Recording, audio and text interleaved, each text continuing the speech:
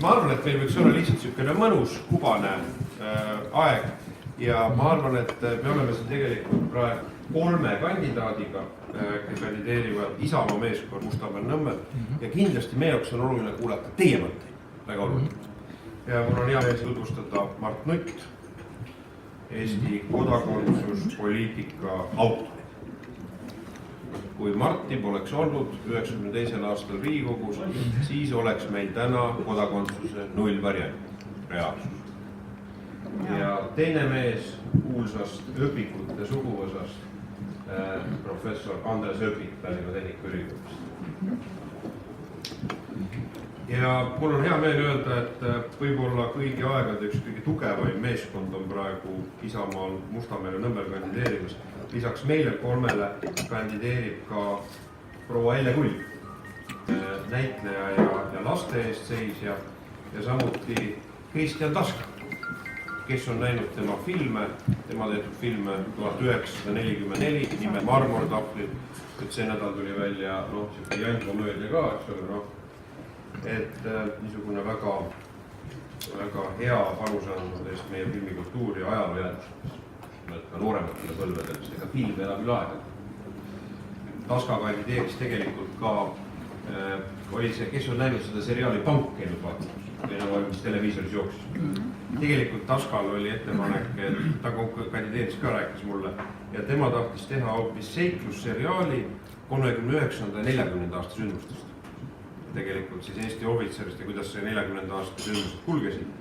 Aga näed, et Eesti Filmi Instituut andis raha hoopis panka. Ja lisaks kandideerib veel meie legendaarne vabadusvõitluse üks sambaid Trivimi Velliste, kes on praegu siis ju Laevaneeri seltsi juht. Ja lisaks Urmas Mardi, kes on Nõmme halduskogu esimees ja korteriühiste liidu vedaja Andres Ergma, kes teda teab, siis tema Eesti Pensionäride Liidu esimees, Anne Eenpalu, Eesti, lisaks sellele, et ta on Kaarel Eenpalu järeltulija, on ta ka Eesti Memento Liidu volikogu esimees. Ja lisaks ka Indrek Luberg, ettevõtja ja Liiva külaseltsi juht. Nii et see vaade minu jaoks, ja Andres ja Mart kindlasti oma vaatega täiendavad, on see, need valimised, need Riigikogu valimised 2019. aastal on minu jaoks väärtusvalimised.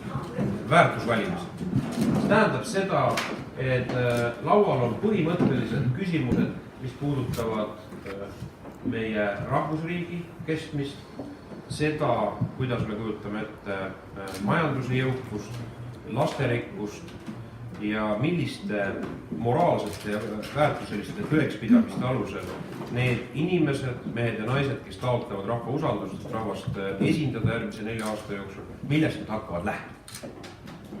Panite tähele, siin oli paar päeva tagasi oli arutelu selle üle, et Postimees saatis ühe küsimust kõigile kandidaatidele ja selle peale hakkasid Keskerakonna ja Reformierakonna kandidaadid käratsema, et nemad keelduvad sellele küsimustiku täitmist. Ja miks nad keeldusid küsimuste täitmist? Sellepärast, et seal olid väärtusküsimused. Nad ei tahtnud väärtusküsimustele vastuseid anda. Et kindlasti Reformierakond, Keskerakond soovivad nendest valimistest üles ehitada hoopis raha lubamist, raha pakkuda siis meie endi maksumaksjate rahaga suuri rahalisi erinevaid hüvesid, toetusi, mis kahtlemata sellistes mahtudes, nagu nad on välja pannud, ei ole realistlik ellu. Ja Isamaa vaade tegelikkuses Eesti järgmiste aastate tulevikule on ikkagi üks ja keskne, et eestlased peavad jääma Eestimaal rahvana enamuseks. Ja need poliitikad, mida Eesti riigis ellu viiakse, peavad olema teenima seda missiooni. Meie jaoks on hästi tähtis täiendav panustamine riigikaitse.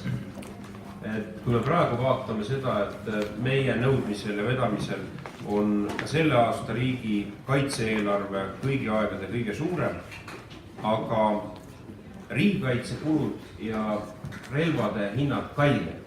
Tegelikkuses on nõnda, et kui me täiendavalt meie riigikaitset ei toeta, siis sisuliselt meie kaitsevõime langeb. See on tegelikkuses analüüs. Ja loomulikult me seda mingil juhul lubada ei tohi ja seetõttu on meil olemas selge plaan, kuidas Eesti iseseisev kaitsevõime, kuidas seda tugevdada. Maksudesse meie vaade on selge, et meie uusi makse ei toeta, leiame, et maksukoormus peaks langema just lastega peredele, et me olemegi välja pakkunud lasterikkuse huvides, et tulevikus oleks siis tulumaksuvaba miinimum kõigi lastel. Tegelikult just nimelt lastega peredel on see, kes käivad tööl, teevad rasket tööd iga päev, peaks olema see toimetulek parema võimaluse pakkumine. Ja lisaks on meie soov selge ühemõtteline, mis puudutab eakate inimeste toimetulekut. Me näeme, et pensionisüsteemi, pensioni jõukus sellele, et inimeste pensionid kasvaksid, saab tulla läbi majanduskasvu. Selle aasta 1. aprillist peaksid tõusma pensionid 7,6%, aga me soovime lisaks ka pensionisüsteemis tugevamat pensionisüsteemi muuta nõnda, et see arvestaks üles kasvatatud laste arvu. Pension oleks seotud laste arvu ka täiendavalt. Ja meie jaoks on väga tähtis teema, mis puudutab Eesti iseotsustamise õigust. Me näeme, et Euroopa Liit oleks üles ehitatud mitte föderatsioonina, vaid iseseisvate rahvusriikide ühendused. Ja eriti nendes asjades, mis puudutab kahtlemata ka rahvusriigina rändeküsimusi, siis me soovime hoida seda liini, et rändeküsimustes Eesti riik säilitaks oma otsustusõiguse ja see otsustuspoliitika peab olema ellu viidud konservatiivsel moel. Et need on niisugused lühike vaade meie erakonna poliitilistele seisukohtadele järgmiseks 4 aastaks. Need valimised tulevad kindlasti. Me oleme näinud juba valimiskampaania väga närviline, väga pingeline, intensiivne, sest siin on tegemist tõsiste väärtuskonfliktidega ja teiselt poolelt, miks see on nii pingeline, intensiivne, on tegelikkuses see, et poliitikute seas, erakondade seas valitseb tegelikult teadmatus, mis puudutab valimistulemusi, mis on loomulik, aga ka seda, et millised erakonnad moodustavad järgmise Eesti riigi valitsusi. Varasematel aegadel on kahtlemata see Savisaare fenomen tähendanud seda, et parempoolsed erakonnad on öelnud, et nad mitte mingitel asjaoludel Keskerakonnaga koostööd ei tee, siis praeguses olukorras võib sisuliselt öelda, et kõik erakonnad on kindlasti sõltudes siis sellest, kui väga nad suudavad oma praktilisi huvisid kaitsta ja oma väärtusi kaitsta koalitsioonis, aga on võimelised koalitsioone moodustama. Ja see kahtlemata see pingekeskkond järgmise kuu jooksul me näeme kasvab, et ei lange. Ma usun, et Isamaa teeb korraliku tulemuse ennekõike seetõttu, et meil on hea nimekiri, meil on hea meeskond, kindlasti seetõttu, et see on väga oluline, mida Lennart Meri omal ajal ütles, et meil on ette näidata nendest viimasest 4 aastast korralik portfell neid asju, mida me oleme suutnud ka ära teha. Et maksureform 500 eurot tulumaksu vabaks. Meil lubasime haldusreformi, mis on suudetud Eesti riigis ellu viia. Me lubasime üksikvanemate elatisfondi, mille me suutsime ära teha. 3-lapseliste perede kodutoetuse programmi, et lapsevanemad saaksid ka toetust oma kodu kordategemiseks või soetamiseks. Ja me ei lubanud 2015. aasta valimistel niisugusi maid ja taevaid kokku. Teaduslikku kommunismi Isamaa ei lubanud. Ei olnud agendat. Aga me püüdsime 10 teesina välja käia konkreetse plaani. Ma võin öelda, et ma just paar päeva tagasi seda vaatasin ja suures mõis oleme suutnud 10 punkti ära teha. Ja täpselt samamoodi oleme me nendel valimistel siis välja pannud niisuguse lühikese paketi nendest konkreetsetest seisukohtadest ja ma usun, et järgmises parlamendi koosseisus meil on võimalik ka see ellu viia. Et need on, mis oleks minu niisugune lühike seisukoht, lühike tutvustus olukorra kohta, mis on välja kujunenud. Ja võiks hea meel anda sõna Mardile ja siis Andres. Aitäh! võib-olla tooksin mõned aspektid siin täiendavalt juurde. Urmas rääkis ju kõige olulisema ära, aga võib-olla paar sellist asja, et kõigepealt üks küsimus, et kas me oleme ise vigu teinud? Ja vastus on kahtlemata. Kes tegeleb avalikus ruumis, kes tegeleb poliitikast, teeb paratamatult vigu ja me võime neid vigu ka nii-öelda analüüsida, välja tuua, aga mina pean kõige suuremateks vigadeks eelmiste valimiste kampaania ajal ja üle-eelmise valimiskampaania ajal, et me jätsime ise need väärtused nagu varju. Mitte see, et me oleksime neist loobunud, aga me ei toonud neid välja, me pidasime neid enesest mõistetavaks. Me tegelesime või keskendusime väga palju majandusküsimustele, sotsiaalküsimustele ja paraku väga paljude valijate jaoks me ei olnud Reformi ja sotsiaaldemokraatide kõrval selles teemas usaldusväärsed. Kus me aga oleme alati usaldusväärsed olnud, on julgeolekupoliitika, riigikaitse, rahvuspoliitika, kodakondsusküsimused, välispoliitika ja kui me vaatame siin nagu eelmistele üle-eelmistele valimistele tagasi, me näeme seda, et need meie seisukohad ei jäänud kõlama. Mitte selles ei olnud asi, et me neid välja ei öelnud, ütlesime küll välja, aga nad jäid teiste asjade varju. Ja see oli see, mille puhul me kaotasime tegelikult valijaid nii Reformierakonnale ühelt poolt, nii sotsiaaldemokraatidele teiselt poolt, Vabaerakonnale, kes oli uustekkeline ja kaotasime ka EKRE-le, kahtlemata. Nii et mina julgeksin öelda seda, et meie valimistulemus 2015 oleks võinud olla parem, kui me oleksime need väärtused tugevamalt välja toonud. Ja seda viga me ei tohi nendel valimistel enam teha. Et see on väga oluline teema, mida me peame kindlasti praegustel valimistel välja tooma. Et see on nagu üks aspekt, mida ma tahtsin rõhutada.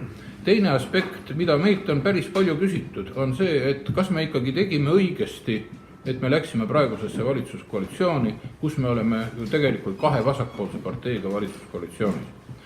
Tunnistan, minule see valitsuskoalitsioon ei meeldi mitte üldse.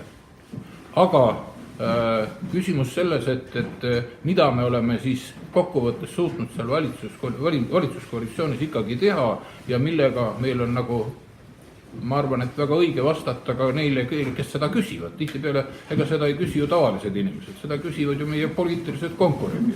Seda küsivad Reformierakondlased, seda küsib EKRE, vahel küsib Vabaerakond.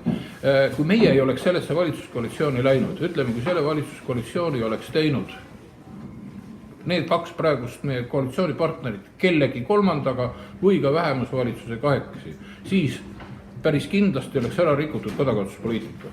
Kui me vaatame seda survet, mis on suunatud eriskätt, siis Keskerakond tahab sisuliselt jätkuvalt ju nullvarianti, sotsid samuti.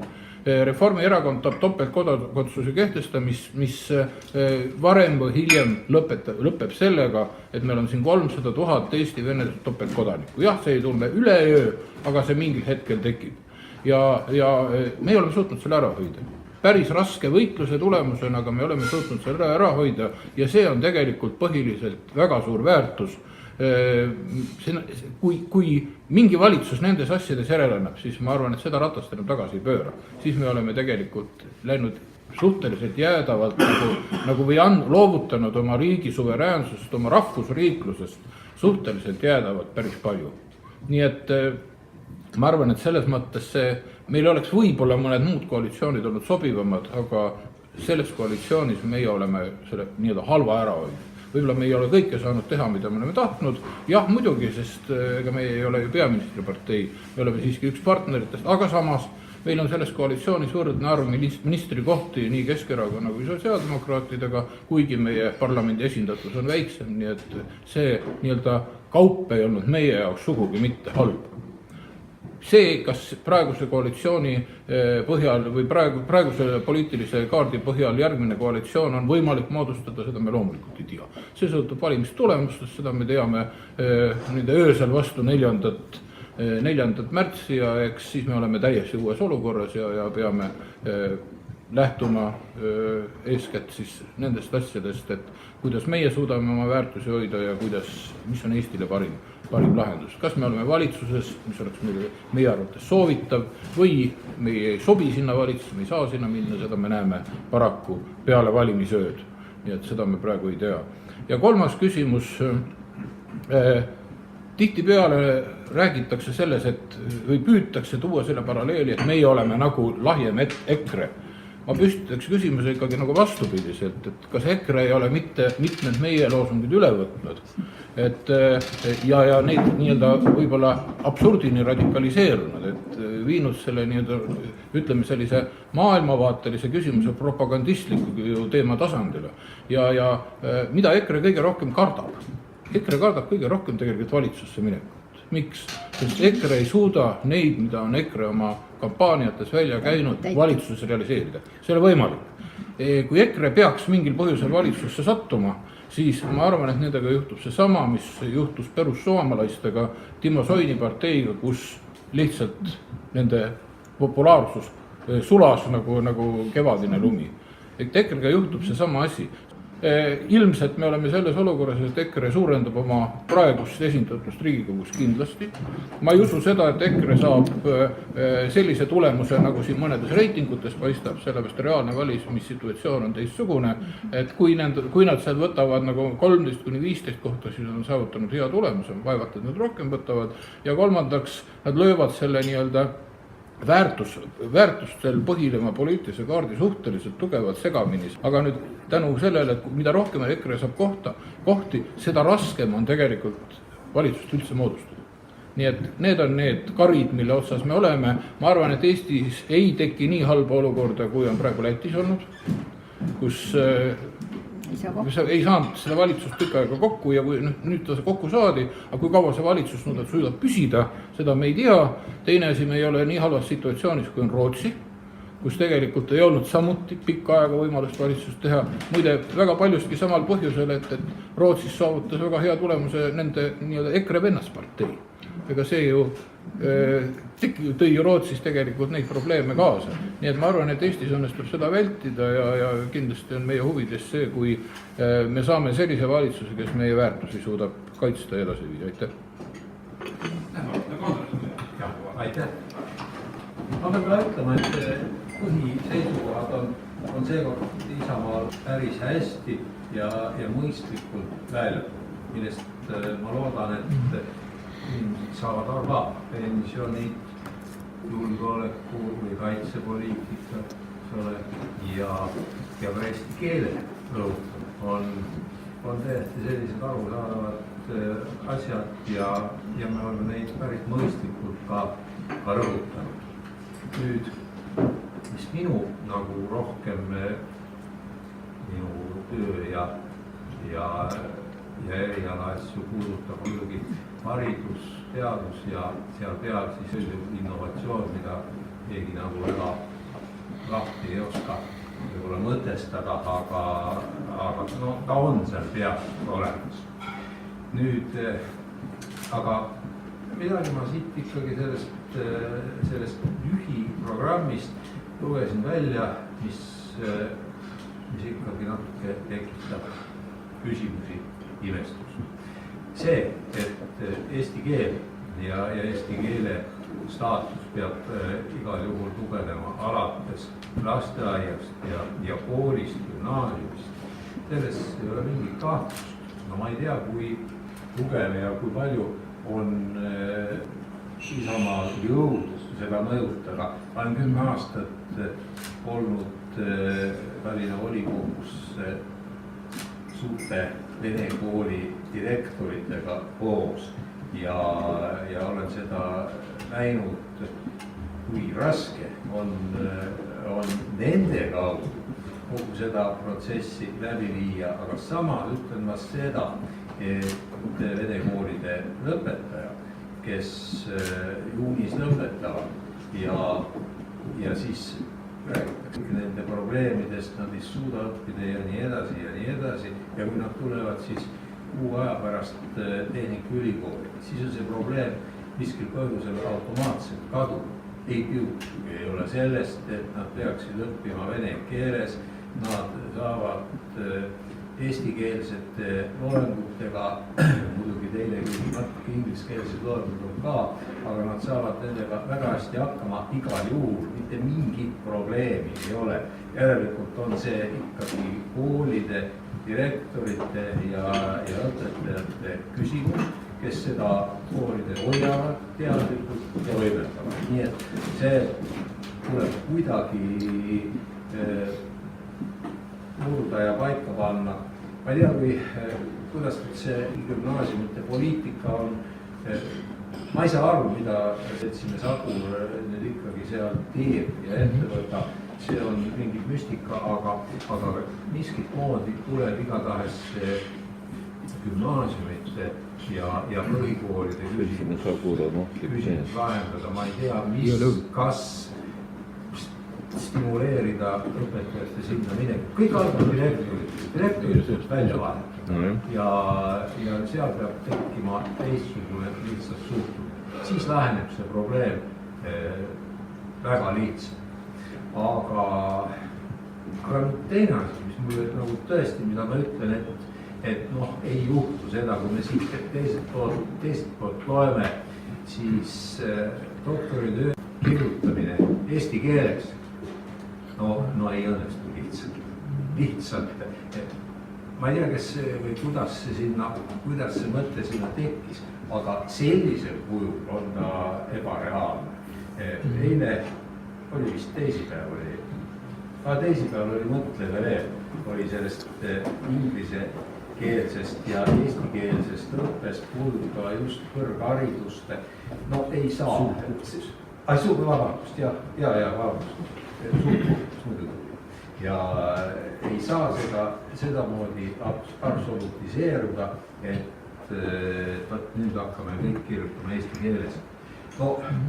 Pilt selline, et doktoritöö koosneb umbes 40 suuremast kui 40 leheküljelisest ingliskeelsest kokkuvõttest, sinna juurde pannakse artikli ja siis kuskil 1,5 lehekülge on eestikeelne kokkuvõte. Hüva, me võime selle teha natuke pikema, see võib ka 2 lehekülge olla, mis iganes ja ma arvan, et selle kompenseerib, kui keegi tõesti soovib, lugupeetud Riigikogu, kui keegi soovib tõesti neid lugeda, mida ma vähe usun. Aga on ka teine tee, mida praegu teeb Teaduste Akadeemia, siis kirjutatakse kuskil 2-aastase intervalliga, tehakse sellised kogumikud, teadusmõtte Eestis, tehnika, teadused, loodusteadused, sellised kogumikud ja need on eesti keeles. Ja päris, sinna kirjutavad enam-vähem kõik juhtivad teadlased ja palun väga, see on viimane nüüd saab ka valmis märtsikuus ja seal on täielik ülevaade eesti keeles ja kõik võivad seda lugeda, minu arust see on täiesti piisav, seal on eestikeelne, ilusti eesti keeles, terminoloogia, kõik on olemas ja see nagu selle kompenseerib, aga ärme siin nagu seda asja üle, ma usun, et see ei ole küsimus, mis üldse kerkib ja vaevalt see suurt hulka inimesi huvitab, aga lihtsalt mulle see nagu üllatusena torkas silma. Aga muidu usun, et pärast. Aitäh, ma võin öelda niisugune lukusin faabula Andrese jutule veel. Eelmise aasta detsembrikuus haridusminister Mailis Reps tõi valitsusele kinnitamiseks, mis on tavaliselt üks rutiinne või liturgiline otsus lihtsalt, kõrgkoolide rahastamise lepingu järgmiseks 3 aastaks. Ja tegelikkuses nüüd neid lepinguid Isamaa ei ole lasknud 1,5 kuud kinnitada ja tegelikkuses meie jaoks on keskne probleem olnud mitte lepinguid ja seal raha, see kõik on mõistlik, aga just nimelt see, kuidas kõrghariduses kaitsta eesti keele säilimist. Ja ma võin öelda, et meil eile oli just nimelt rektoritega oli maas istumine, loomulikult rektoritele ei meeldi, et rahad seisavad, nad tahavad liikuma ja me oleme juba jõudnud mitmes küsimuses lepingute muutmisel. Tegelikkuses on võimalik seda saavutada.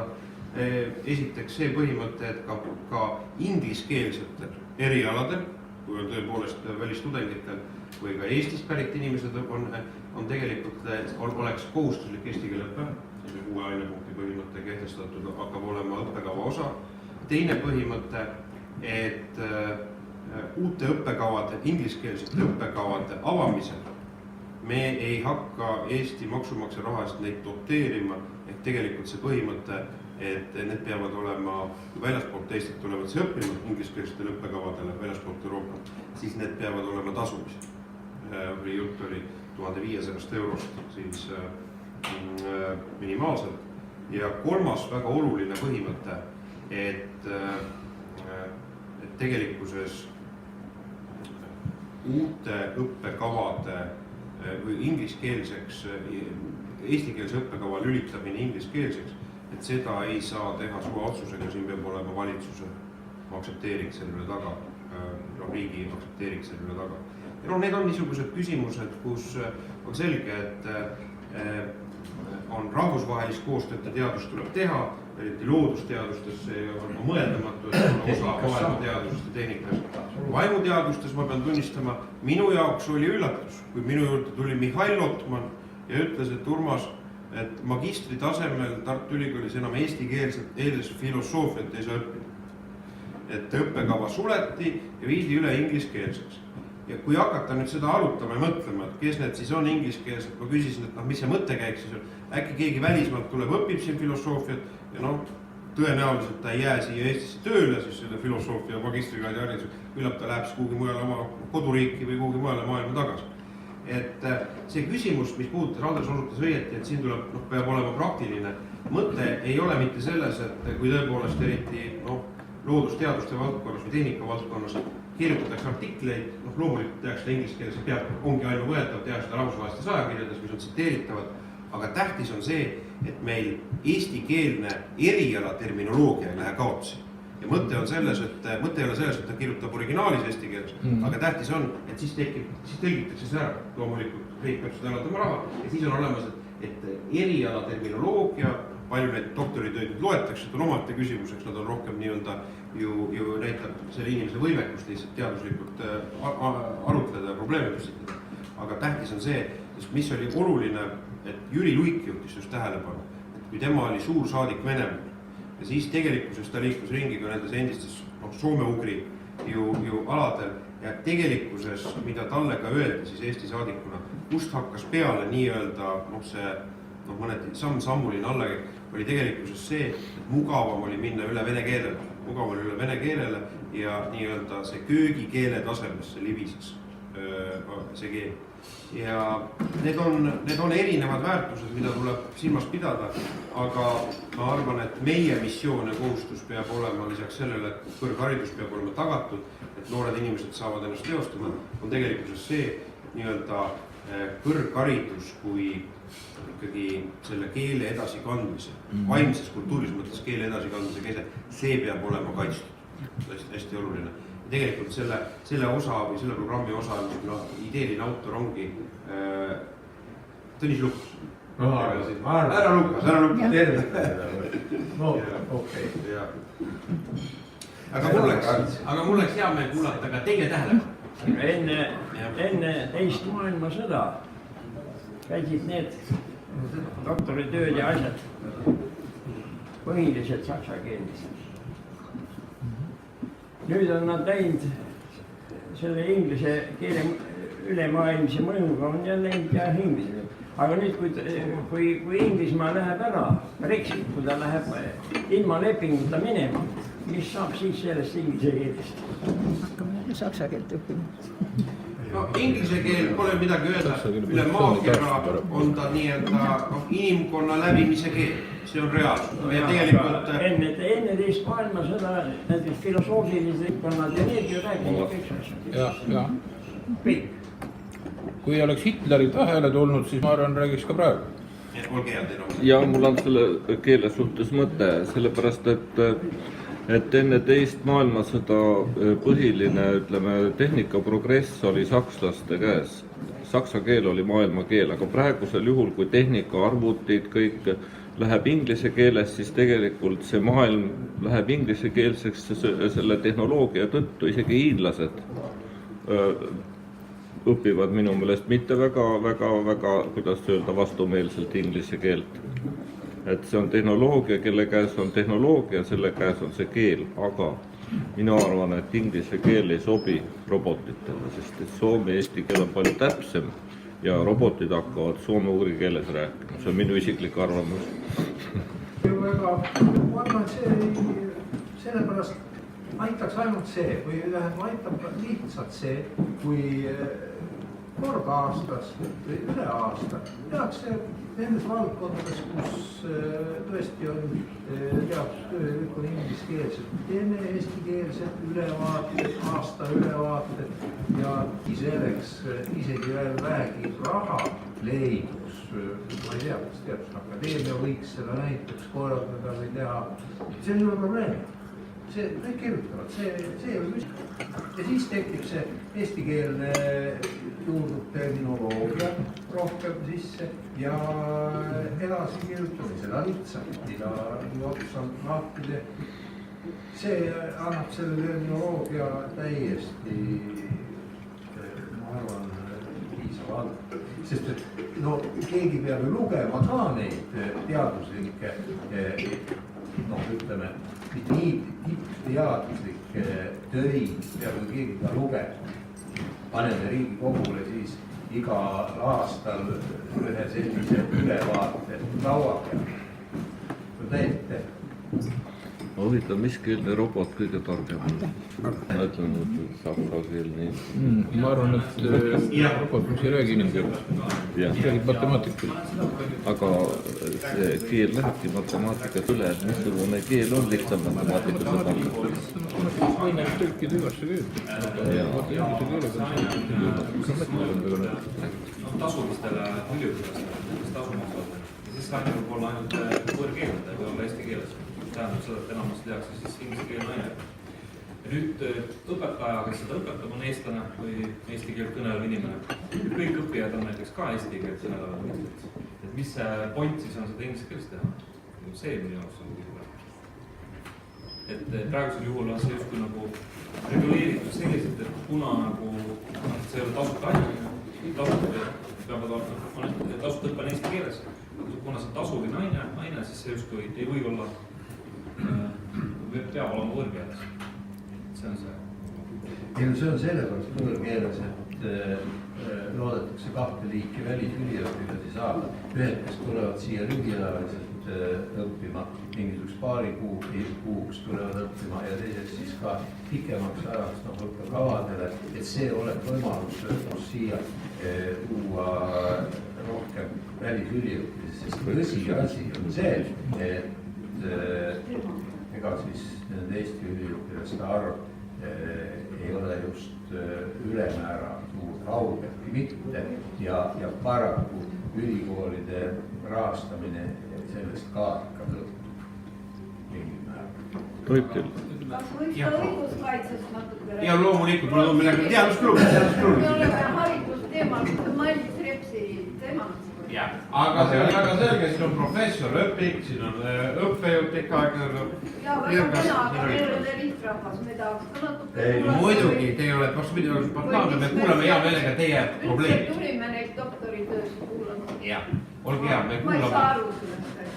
Aga inimesi see huvitas ja Jätte, ausalt öeldes Urmas Reinsalu, te saatsite mulle oma pildiperega, aitäh teile. Aitäh et te korraldasite sellise kohtumise rahvaga, see on väga tähtis. Aga selline küsimus, lihtne küsimus. Eesti meedia meid valgustab igasugused kohtuprotsessid, eks ole, Danske Bank, no seal on palju, Tallinna Sadam, me kõik teate, eks ole, suur mull on üleval. Aga kuhu need kaovad? Millega need lõpevad? Kas neid karistatakse? Mis nendest saab? Sellest absoluutselt ei räägita. nüüd ma räägin kõik ära. Väga kena. Tähendab, kui me võtame järjest need küsimused, siis te mainisite esimesena Tallinna Sadam. No, palju on ju, ma kõiki ei kirjuta. Ja, aga võtame järjest need tegelikult, et küsimus on selles, et kas Eestis on olemas, kui ulatuslik on Eestis niisugune kõrgkorruptsioon? Ma väidan, et see kõrgkorruptsioon on olemas, see on tugev. Meil on kadunud ära olmekorruptsioon suures plaanis. me keegi ei kujuta Eestis ette, et sa annad politseinikule, ma ei tea, 50 eurot altkäemaksu ja ta laseb sind, eks ole, minna, kui sa ületad kiirust või noh. Praegu, eile või? Ma arvan, et see oli pigem vist ikkagi aastaid tagasi. Eks ole? Aja kohendud jah. Aja kohendud, aga üldjoontes on ikkagi nõnda, et see korruptsioon on muutunud selles mõttes peidetumaks ja ohtlikumaks. Ta on muutunud palju keerukamaks ja need mahud, kui me vaatame raha, mis liigub, on ka palju suuremaks.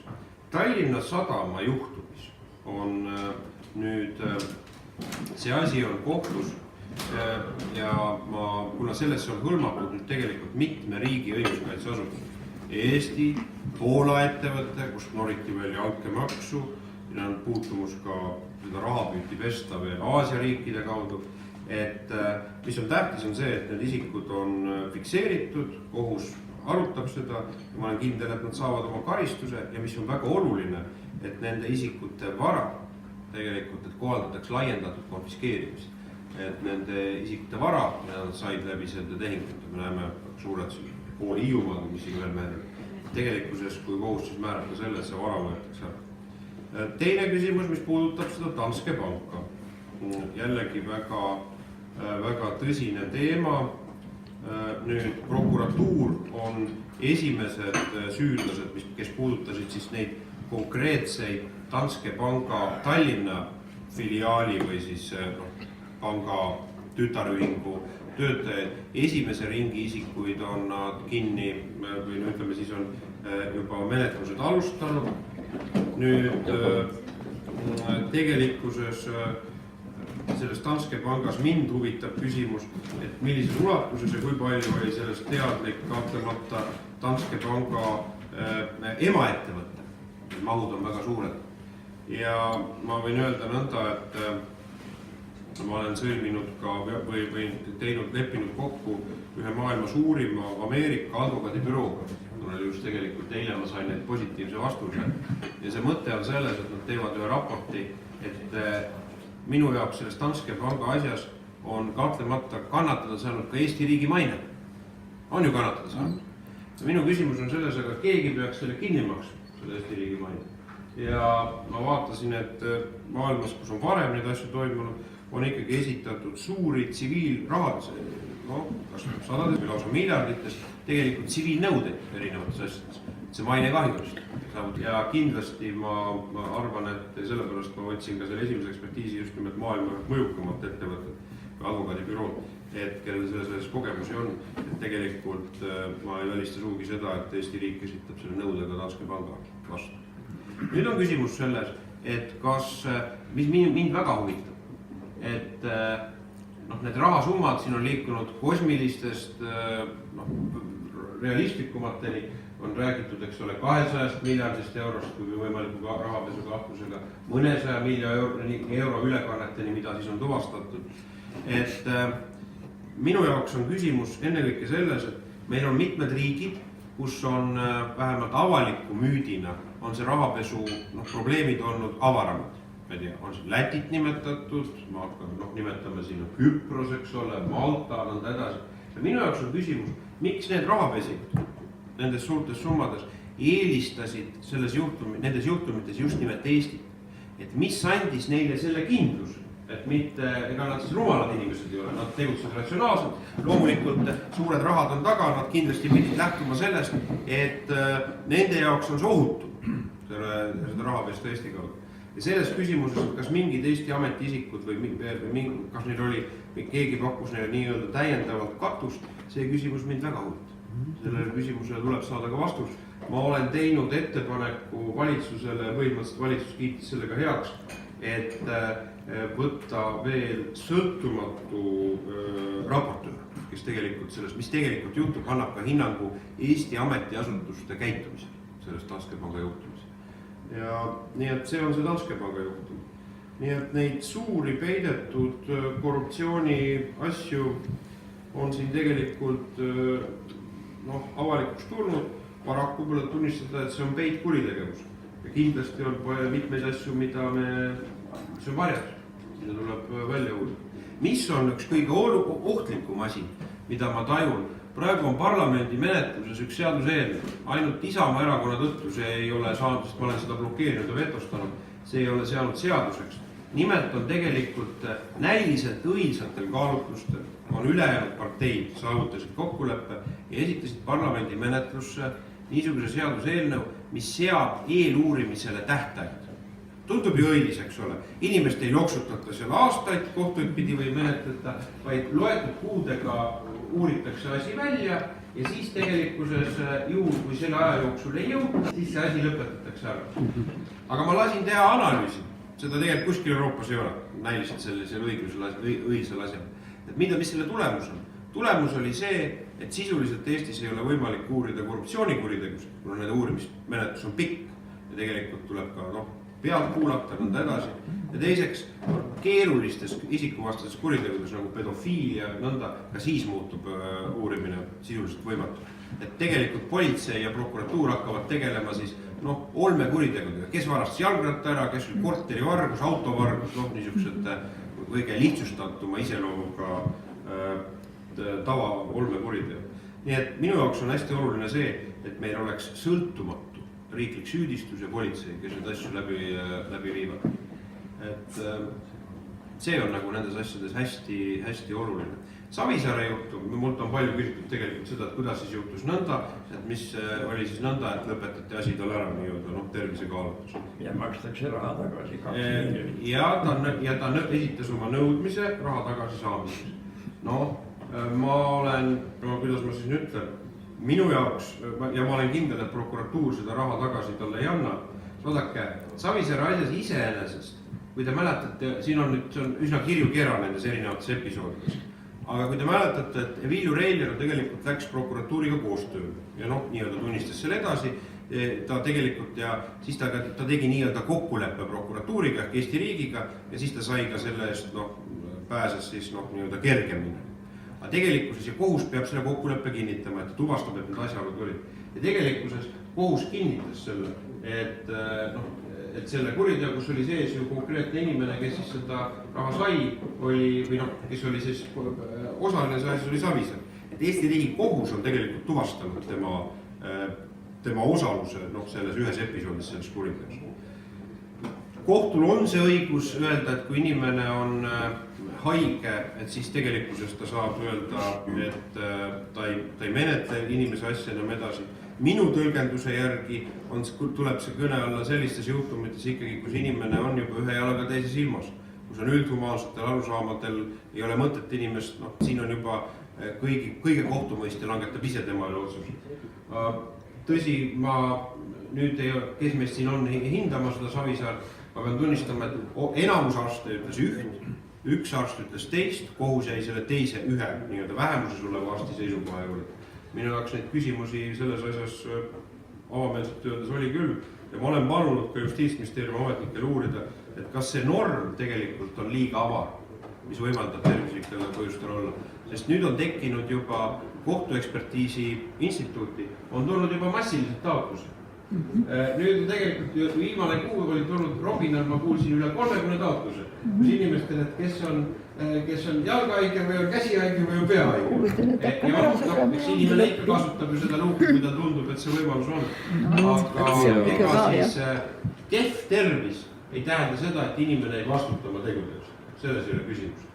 Ja see kahtlemata, see küsimus on muidugi, ma mõistan avalikku õigustunnet, mis selles juhtumis on nõutud. Tõesti saan sellest aru. Ma ka küsin. Ja olge hea. Tähendab, peale teie avalikke sõnavõtte erakonna reiting tõuseb tormiliselt. Kas te jätkate erakonna reitingu tõstmist? Ma katsun hoiduda reitingu vähendamisest. Ma olen kindel, et mõned sõnavõttu võib reitingu vähendanud ka. Aga ma katsun olla bilansiga plussis, ma luban seda. Et üks tõsine teema, mida ma olen praegu aasta otsa kinni hoidnud, puudutab niisugust olulist asja, nagu Euroopa Komisjon on välja käinud idee, et kui on mingites Euroopa Liidu liikmesriikides probleeme õigusriigiga, mida komisjon ise määrab, mis need probleemid on, et siis on õigus vähendada komisjonil või esitada see ettepanek, on vähendada Euroopa Liidu eelarvest sellele riigile tehtavaid makse. See on üks asi, mis minu meelest on väga ohtlik asi ja ma olen selle vetostanud valitsuses. Sotsid on seda surunud läbi, Keskerakond ka, aga ta ei ole läbi läinud, et Eesti ei ole sellele oma rohelist tuld andnud. Sest ma seda pean väga oluliseks või problemaatiliseks, sest see niisugune meelevaade, see kindlasti mõjutab ennekõike Ida-Euroopa riike, kes on netosaajad Euroopa Liidu eelarvest. Suurtel Lääne-Euroopa riikidel küsimused, kui neid mõjutada Euroopa Liidu eelarve kaudu, sellel ei ole suurt tähendust, kuna Euroopa Liidu eelarve nende riikide enda eelarves või mahtudes on väike suhteliselt, tal ei ole nii suurt tähendust. 2 aastat tagasi Euroopa Komisjoni asepresident Frans Timmermans tegi ettepaneku, et riigid, kes ei võta vastu, et kehtestada automaatpagulaste jagamise süsteem ja need riigid, kes ei võta vastu pagulasi, et nad peaksid maksma seda trahvi, Euroopa Liidu eelarvest siis, vähendatakse raha 250 000 eurot ühe inimesest. Et niisugune moodsa ja inimkaubandus on hinnalipik inimesele külgele. Et need niisugused väga tõsised pika hinnaga asjad, mis näiliselt on väga õilsatel kaalutlustel, kes meist ei tahaks, et oleks õigusriiklus ja toimiksid, aga võivad poliitiliselt viia vägagi oluliste meie iseotsustamisvalikute kitsendamised. Need asjad on mulle, ma pean tunnistama, ajavad mind alati turri. Eesti inimesi need võib-olla ei kõneta, need on keerulised teemad, segased juriidilised probleemid, aga tähtis on see, et tegelikkuses seista nende asjadest, millesse me ikkagi usume. Aga veel paluks küsimusi, proual oli veel küsimus õigusriigi koha pealt. Teil oli ilus jutt kenasti, aga nüüd ma tahaks ka tagajärgi kuulda. Võib-olla toote mõned näited, keda reaalselt on karistab korruptsiooni, milliste meetmetega, kas keegi on ka isegi vangi läinud või meie ei tea. Villu Reegli oli maadevahetuse lukus, millega see lõppes kõige kaugem. Ma võin öelda nõnda, et kindlasti on inimesi korruptsiooni eest vangi läinud. Kindlasti Villu Reiljani juhtumis mõisteti ju tegelikult trobikond inimesi süüdi, mis oli minu jaoks oli probleem kindlasti ja Reiljani advokaadid on ka kritiseerinud, ega mul jääb üle ainult öelda, et selles mõttes nõustuda, et see asi venis liiga kaua. 5 aastat muidugi on jagu selles asjas. Mis on üks asi, mida ma olen nõudnud riiklikult süüdistused, eriti sellistes asjades, kus on avalik ootus kõrge, et siis peavad need asjad kiiresti jõudma otsustama. See on üks probleem, mis minu jaoks on küll püsti. Ma olen prokuratuurile eraldanud rohkem raha, ma taotlen seda, et need riigi menetluskordasid muudetakse kiiremaks ja ma olen ka käinud ühe ettepaneku välja, et kui on suurt avalikku huvi pakkuvad küsimused, siis neid peab menetlema kohus kiirkorras või nii-öelda rohelise tulema. Ma toon teile ühe näite, kes mäletab, Ameerikas oli niisugune suur pahandus, kus oli Bernie Madoff, oli üks Ameerika börsiärimees, kes tegelikult vist tegi jällegi miljardite ulatuses, 100 miljardite ulatuses lasi ühe, mõnes mõttes see kriis algaski, börsikriis 2007-2008 tema juhtumist. Ja see onu kujutate ette 3 kuud pärast seda, kui politsei oli tuvastanud, kinni võetud, et on oma lapsed andsid ta üles, aga mitte seetõttu, et nad oleks Pavliku Morozovid olnud, vaid seetõttu, et siis ilmselt siis küllap isa oli ka sellest teadlik, kuna need Ameerika seadusega see, kes üles annab, tema vabaneb vastutusest, teil oli perekonnafond, et ju siis isaga leiti kokku, et lapsed pääsevad vastutusest, Ameerikas on niisugune õigus. Et 3 kuu pärast oli juba kohtus süüdi mõistetud. Ja ma kujutan ette, millised tubade täied pabereid võisid olla või toimikuid segastes börsitehingutes, eks ole, seal. Et meil need asjad on veninud. Ma võin öelda nõnda, et mina koos siseministriga iga aasta annan nagu ülesande, milliseid kuritegusid tuleb uurida esmajärjekorras ja sellele panda kogu ressurss, kõige tähtsam ressurss. Ja mina olen need välja toonud. Need on tegelikult kuriteod laste vastu, eriti seksuaalroimad. Need on korruptsioonikuriteod ja need on tegelikult siis tõsised majanduskuriteod ja isikuvastased kuriteod. Need on need asjad, kus loomulikult riigireetmise asjad, kus tegelikkuses siis, et ma ütlen nõnda, et jalgrattavargus tuleb ka uurida, aga need asjad nendele tuleb panna põhiressurss. Need kahjustavad ühiskonda või konkreetset inimest, kes ohver on kõige rohkem. Aga miks me ei kuule resultaate? resultaate on. no aga seda meedia ei avalikusta, ainult suured skandaalid, eks ole, oi see varastas nii palju. Jaa, aga ei, vabandust, aga ma tahan öelda nüüd teid julgustada, aga need ongi resultaadid. Et kui olukord oleks selline, et kui te neist ei kuule, et siis oleks tegelikult ju probleem, anname endale aru, eks ole. See, et pahandused tulevad välja, et prokuratuur julgeb ka võtta poliitikutega seotud väga mõjukaid ärimehi, eks ole, julgeb kinni võtta, julgeb nende suhtes oma jõudu rakendada, see on tegelikkuses ju, see ei ole paha märk, see on hea märk. Ütleme nõnda, et ega selles mõttes, ega Eesti ei ole mingisugune nüüd varaste paradiis. Et kui ma teen lehti lahti, vaatasin just oli, et on tegelikult ega korruptsiooni küsimusi või kui on ikkagi võim ja kui seda võimu on kellelgi antud teostada, siis on inimesel ka, istub tal ühel õlal ingel ja teisel kurat. Ja kõik inimesed on ekslikud või kõigis inimestes on peidul vaheline kogu. Ja nii on ka Lääne-Euroopa, idariikides neid, et ütleme, süva või tõsise võimu kuritarvitamisega seotud korruptsioonijuhte jagu. Nii et ma võin teile öelda küll, et kõige tähtsam on see, et meie õigusasutused saaksid sõltumatult oma tööd teha. Kui on poliitiline, on praegu, mult on ka parlamendis nõutud, et ma peaksin rakendama mingites asjades telefoniõigust. Helistama, ma olen öelnud, et mitte mingil juhul seda ei tohi, see on Eesti õiguse olemusega vastuolus. Sest kui mina täna hakkan helistama mingis asjas ja ütlen, et uurige, siis tegelikult aga tuleb keegi minu järele ja võtab telefoni samamoodi ütleb, aga ärge uurige. Ja kujutate ette neid külesid, siis tegelikult mingid asjad lõpetatakse, kellega asja uuritakse, et kui kujutate ette, et see on poliitiliselt suunatud, et siis tegelikkuses see muutub väga, väga ohtlikuks mänguks meie nii-öelda riigile. Kas ei ole ikka sellist kartust nagu, et advokaadid on hea ja tugevad prokurörid? Et ütlesid küll, et raha tuleks sinna juurde, muidugi tuleks, aga prokurörid peaks... No aga arutame seda, et kui, ma vaatasin, et advokaatidel põhiline tulu, kes on tippadvokaadid, tuleb, ütleme, ka dividenditulu. Ma vaatan lehes, Äripäev avaldab neid tabeleid, võib-olla seal tippadvokaadid, ka kriminaaladvokaadid, on võib-olla see tulu, mis nad saavad aastas, on võib-olla 6-20-30 000 eurot. Et nüüd küsime seda, et kahtlemata raha ei motiveeri inimest kogu elus, eks ole. Aga siis on selge, et loomulikult ei ole üllatav, kui helged pead lähevad ju advokaadiks, eks ole. Ja seda siis tegelikult, aga see olukord on igal pool maailma riikides. Mida ma suutsin teha on see, et alates nüüd eelmisest aastast Eesti prokurörid saavad, vastavalt sellele tasemele, kus nad on, saavad sama palka nagu kohtunikud. Mis see umbes on? Tegelikkuses on nõnda, et kuskil siis, prokuröri puhul hakkab peale, 4000 eurot on siis see kohtunik. See on tegelikult Eesti mõttes on see väga suur, eks ole. Ma ütlen, aga kui on nüüd Andres osundus oli sellele, et see tippadvokaat, kes tal seal üle laua istub, ta võib teile 20 000 eurot, eks ole. Et selles mõttes, eks ta niisugune, see loogika alati vahetegu säilib. Siin peab küll ise ennast kaitsma ka, kus selle advokaadi rahad võetakse. See olukord nüüd nii oluline ei ole, et on küll, on hull. On kaks asja. Üks asi on see, et tegelikkuses õigusnõustamist on võimalik saada ka ilma rahata riigis.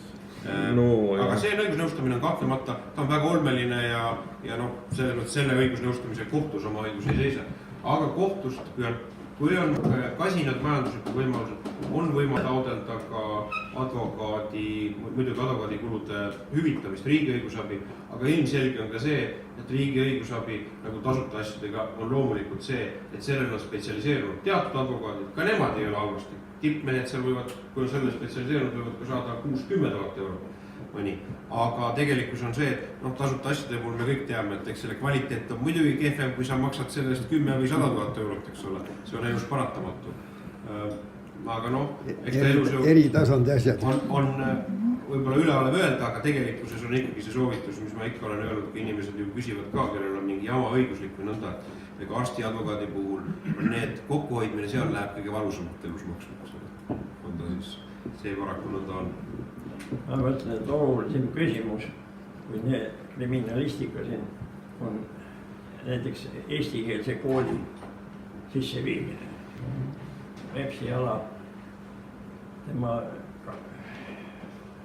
kogu oma tegevusega ikkagi tegeleb selle vastu, et otseselt niisugust asja ei toimuks. Et viia kogu õppesüsteem kool eesti keele peale ja valmis. Mis seal arutada ja mõelda, mis peab nüüd see õpilane või teine õpilane või lätlane või venelane või soomlane, mis keeles tema tahab õppida või see pole ju riigi asi arutada. Riigis on riigikeel. No ma loodan, et nüüd need valimised tekitavad teatud võimaluse akna selles mõttes, et niisugust kriitilist poliitilist erikaalu minu meelest rohkem kui võib-olla kunagi varem on selles probleemis. See probleem on lihtsalt nii näkku karju.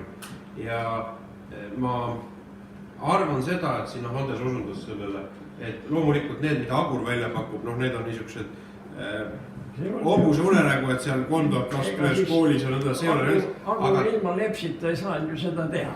Aga tegelikkuses see mõte, et ütleme gümnaasiumiharidust võtta Riigikontrolli, ma olen praegus olukorras, ma ei näe alternatiivi. Tegelikult milles on küsimus? Kui koolipidajaks, see on paratamatu, kui koolipidajaks jääb omavalitsus, kes poliitilistel põhjustel ei ole motiveeritud lapsi hakkama eesti keeles õpetama, siis seda ei ole võimalik teha. Omanik määrab seda. Koolidirektor loeb ju selle, kes talle palka maksab, selle linnapea või vallavanem. Ta loeb ju tema silmist välja, mis ta peab tegema, mida ta ei pea tegema. See on reaalsus. Et tegelikkuses kahtlemata Tallinna linnal on meil kaks võimalust, et meil on üks võimalus ikkagi riigistatud gümnaasiumiharidus, teine võimalus on riigigümnaasiumide tegemine ja teine võimalus on tegelikkuses ikkagi see, millele me peame näkku vaatama, on ikkagi pealinna eraldi seadus, mis lahendab selle pealinna juhtimiskriisi. Kooli hariduse süsteemi ei saanud anda vallavolikogu otsustada, mida tema nüüd siin vallas teeb või teises teeb. Iisakus on venekeelne kool, Illukal on lätikeelne kool. Ega niimoodi ei saa ju seda asja ajada ikkagi. Riigikeel on eesti keel ja kool Eesti riigis on eesti keel. Kes tahab venekeelset kooli tehku, erakool, palun väga. Või soomekeelne või lätikeelne. Valgas on praegu 1400 lätlast juba, need tahavad saada ka oma kooli äkki. Te ütlesite ühe asja, mida ma olen mõelnud ka, et see on eraldi probleem. Vaadake, erakoole me rahastame suures plaanis samamoodi nagu erakooli pidaja saab tegelikult ka, Valdorf koolid, mis seal on eraldi kristlikud koolid, tegelikult ju ka. Et iseenesest ma olen mõelnud sellele, et siin tuleb eraldi mõelda välja, kuidas seda tõkestada, et juhul kui me hakkame sellele plaanile üle minema, siis on tegelikkuses väga võib tekkida ahvatlust ja mõnedel omavalitsustel piltlikult öeldes ehitada üles erakoolivõrk, mis on nii-öelda, võib ka tasuta võiks erakool töötada, eks ole, mis tegelikkuses läheb teisele õppekeelele üle. Et see on veel omaette ooper, kuidas seda siis tõkestada, iseenesest. No mina käisin ka erakoolis, ma käisin Vestholmi gümnaasiumis ja erakool. Ei olnud mingit probleemi. Siis oli veidikene teised olud selle keeleprobleemi, siis nii dramaatilist sellele oli veel Eesti Eestis 100 000 venelast ju kohalikku. Jah, aga see inimeste hulk oli ikkagi teises kontekstis oli integreerunud. Integreerumisel on oma kriitiline mass. Et see küsimus puudutab tegelikult ka tööjõu sisse toomist Eestis. See on, ma pean tunnistama, et see on koht, kus meil maksudes ja muudes asjades meil on tööandjate nende organisatsioonidega üsnagi sarnane arusaamine, aga vaat tööjõu sisse toomisega, vaat seal me oleme, ei leia. See kooli küsimus on praegu nagu korvpallimäng, üks loobib ühele palli ja teine võtab teisele palli. Seda loobitakse edasi-tagasi erakondade vahel ja ma ei tea, kelle vahel veel ja mingist otsust ei ole. Mingist mõistlikku otsust ei ole. No ma tahan loota, et kuna Isamaa, Reformierakond, ma olen kindel ka EKRE oma vaates, et ütleme, et enamus parlamendi jõuda on ta ikkagi moel või isegi tugevalt ja ühemõtteliselt siin ka meie oleme ta tegelikult ikkagi võtnud poliitilise agendasse, siis on erakondadel ka keerulisem seda hiljem nagu libiseda ära, et ütleme sellest. Keskerakond ei taha ju minna üle eestikeelsele koolile. Keskerakond kindlasti teeb seda, ütleme, töötab sellele vastu. Ma olen kahtlus sellele. See on see sama, mida me ei taha. See iseenesest üldhariduse üleviimine, mis ma juhin tähelepanu, et tegelikult sama küsimus kerkib meil ju vaikselt, kui Isamaa oli Aaviks oli haridusminister, siis kutsehariduses meil on tegelikult üleminekuperiood, kes Andres mäletab, peaks vist 2020 läbi saama. Võib-olla, jah. Et see tähendab tegelikult seda, et iseenesest meil on ka ju, eks ta rahvastiku proportsioon jaganeb Eesti ja vene lapsed jaguneb ju samamoodi ka kutsekoolides käivate laste vahel. Ja tegelikult meil on Tallinnas, Ida-Virumaal kutsekoolid, mis on täna venekeelsed. Aga 2020 on tegelikult siis see üleminekuperiood lõpeb ära, kus peaks Eesti kutseharidus minema täielikult eestikeelseks. Kutseharidus on natukene teine asi. Aga üldharidus on üldharidus. Zooloogiaprobleemid on osa sarnased, ma arvan, üleminekul täpselt samamoodi. Näiteks väike koht Iisakooli. Umbes pool elanikust oli kohalikud venelased. Seal oli ainult Eesti kooli, ei mingisugust muud kooli. Eesti ajal enne seda, mina olen nii vana inimene, mina olen enne sõjaaegne inimene. Jah, aga me saame aru, et tegelikkuses see ei ole küsimus mitte hariduspoliitikas, vaid see on tegelikult väärtus ja ideoloogiline debatt. See ei ole, et seda ei ole võeldav taandada või probleemi takistuseks ei ole olnud siin suugi mitte küsimus, et seda haridustehnilist ei ole võimalik läbi viia. Ennest mõistetavalt on seda võimalik läbi viia ja nüüd, mis on huvitav on tegelikult see, et meil selles valitsuses õnnestus siiski üks programm teha, et kõigis lasteaedades luua eraldi niisugune programm, kus vähemalt osa siis suhtlemist ja õpet nendes vene rühmades, mis täna on lasteaedades, tegelikult on siis pandud paika, et hakkavad eesti keeles saama. See vene laps 2 nädalaga räägib eesti keelt laste käes. Ma tahan rääkida. Kas keegi lugeles Delfi Maalehes? Ma lugesin, jah. Ja mina praktikas puutun Lääne-Tallinna haiglas sellega kokku. Kõik ukrainlased, kõik venelased, me räägime õpetamine eesti keelt, eks ole. Nad tulevad, nad annavad mingisugused tasemeeksami ära. Osakonnas, ukrainlased, venelased, kõik nad on sõbrad, suhtlemine toimub vene keeles ja see jutt, et me räägime eraldame eesti keelt, see ei vii mitte kuskile. Me ei tea, kui palju neid venelasi ja ukrainlasi meil sisse tuleb. Kas te oskate seda?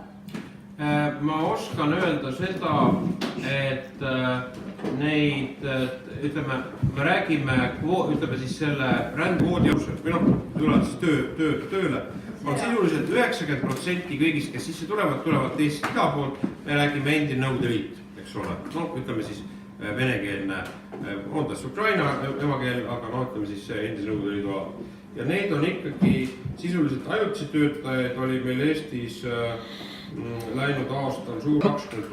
See 20 000 inimest tähendab seda, et lõviosa nendest oli hooajatöölised viisaga, et nad kuid siin olid ja vähemalt kui nad seadust järgivad teoorias, vaidle praktikas ka, mõne kuu pärast, pool aastast on siis jälle läinud, eks ole.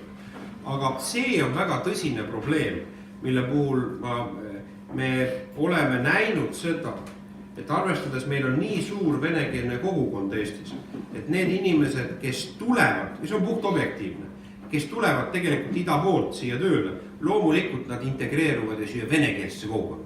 Teist ei ole see mõeldavgi, kuna see on nii suur osakaal. Järelikult meil, kui me kõneleme siin, et meie huvi peab olema siin, et esiteks eestlased jäävad Eestis enamusse, me räägime sajandi perspektiivis, teine huvi kindlasti on, et venekeelne kogukond, tema osakaal Eestis ei tohi kasvada.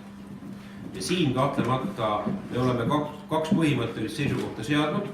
Esimene seisukoht, mis ma olen isegi üllatunud, et see selle valitsusel läbi läks seadusesse sisse, et nüüd kehtiva seaduse alusel hakatakse elamislubade pikendamisel nõudma nendelt välismaalastelt, kes siin elavad, teatud tasemel keeleoskus.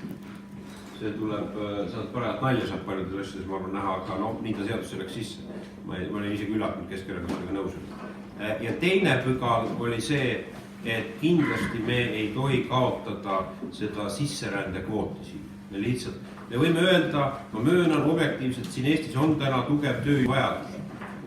Ja kindlasti Eestis, kui me kõneleme seda, et kas oleks piltlikult öeldes sisemajanduse kogutoodang kasvaks, kui me siia lubaks rohkem tööjõud ulatuslikult. Vastus on jaatav. Aga selle teine hind sellel asjal on, kui me seda teeme, on paraku selline, et meie ja Läti oleme Euroopas kõige väiksema põlisrahvastiku osakaaluga riigid. Noh, me räägime täna 2/3 on eestlasi, inimesi, kes peavad ennast eestlasteks, 1/3 on teisest rahvusest inimesed. Saksamaa ja Prantsusmaa, nemad on nii suured ühiskonnad, nemad võivad lubada endale eksperimente, kui tahavad, multikulturalismiga, et on 2 kogukonda ja põrkavad siis konflikti kokku. Nemad suudavad neid inimesi assimileerida, neil ei ole küsimust lihtsalt selles. Ja nendes on see, nad säilitavad oma põlisrahvastiku osakaal on üle 80% igal juhul. Meil nii väikse rahvaarvust ja arvesse võttes nii-öelda väikest sündivust ja seda väljarännet, mis meil on olnud, tegelikkuses ma võtsin ette, hakkasin numbritega kirjutama, et kui võtta iga aasta arvesse, et siia Eestisse tuleb püsivalt välismaalasi juurde ja nad jäävad siia Eestisse, et kui palju välismaalasi aastas peaks tulema, et sajandi lõpuks oleks eestlased vähemusrahvas siin. Võttes aluseks ÜRO rahvastikuprognoosi.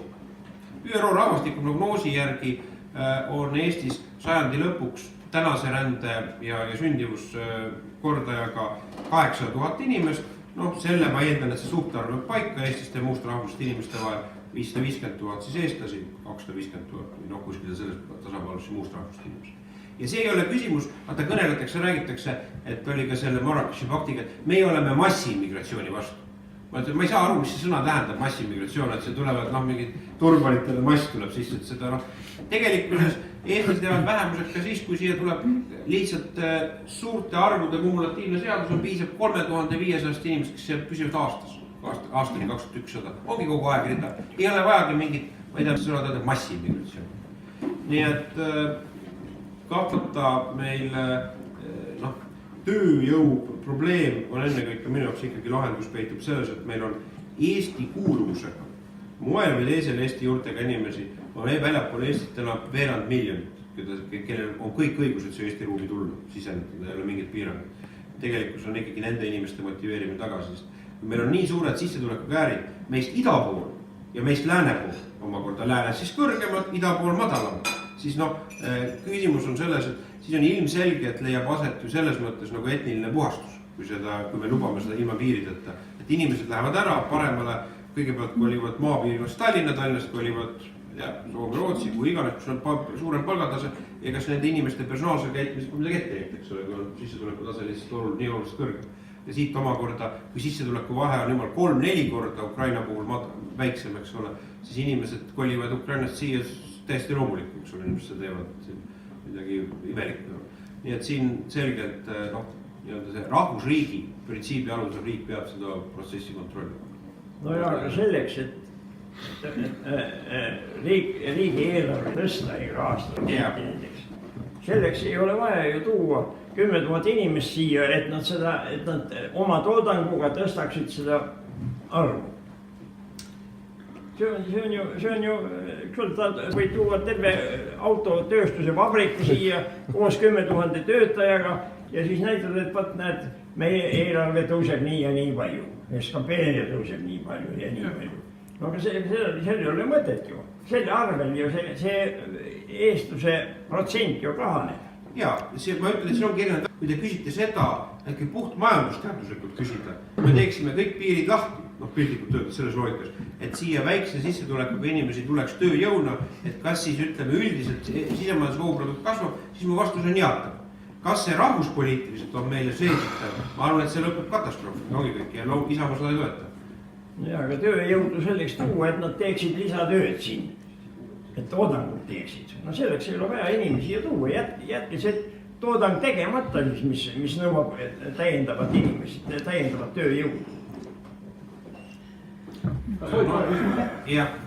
Küsimus selline, et mõned tuttavad on läinud ära tööle Soome ja see on endiselt trend ja kuidas Soome tööle minnakse niimoodi, et Eestis tehakse firma ja siis Soomes nad töötavad läbi Eesti firma mingisuguste, niisugune skeemitamine.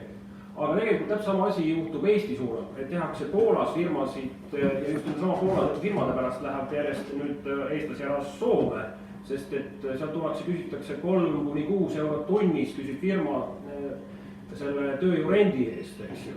Ja ehitajad, aga ka muus sektoris juba vahetatakse poolakate firmade kaudu siis ukrainlaste vastu, et selle vastu ju need igasugused seadused ei aita. See on üks probleem.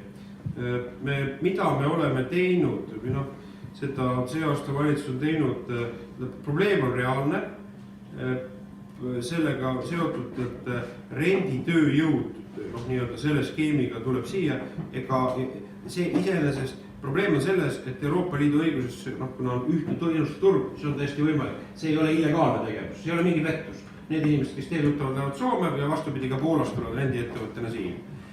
Nüüd probleem on selles, et loomulikult sisuliselt tähendab see siis tööturu moonutust väga selgelt, eks ole, ja teiseks, et inimesed tulevad siia, neil on, mis on ühtepidi on reaalsus see, et sellega, kui me räägime kolmandat, Euroopa Liidus on niikuinii selles mõttes vaba turg, miks nad kasutavad rendiettevõtte skeemi, lihtsalt see tööjõu hind on odav, eks ole, see nad teevad seda majanduslikku kaalutlustel.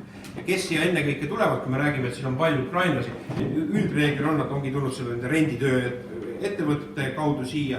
Iseenesest Eesti säilitab selles mõttes immigratsioonipolitsei kontrolli, et need renditöötajad on siin ikkagi väga ajutise iseloomuga ja tegelikult nii-öelda elamisõigust siin tekib ainult selle aja jooksul, mis nad on siis selle viisa alusel saavad tegutseda siin. See on 9 kuud Euroopa Liidu territooriumil. Aga nüüd me oleme, riik on karmistanud järelevalvet selle üle, et nad kõiki kohustusi võrdselt siis tegelikult Eesti ettevõtjatega täidaksid ja ei oleks nagu mingit teised tegevust. Aga ma ütlen ausalt, et see on asi, kus me peame taotlema Euroopa Liidu õiguse muutmist. Siin on ju mitu probleemi. Üks on see, et Eesti inimene, kui ta on elanud ära ikkagi Soomes pool aastat, siis ta sealt enam ainult tagasi ei tule. Ta ajab oma juured sinna, viib oma pere järgi ja nii on juhtunud enamuse tuttavatega minu.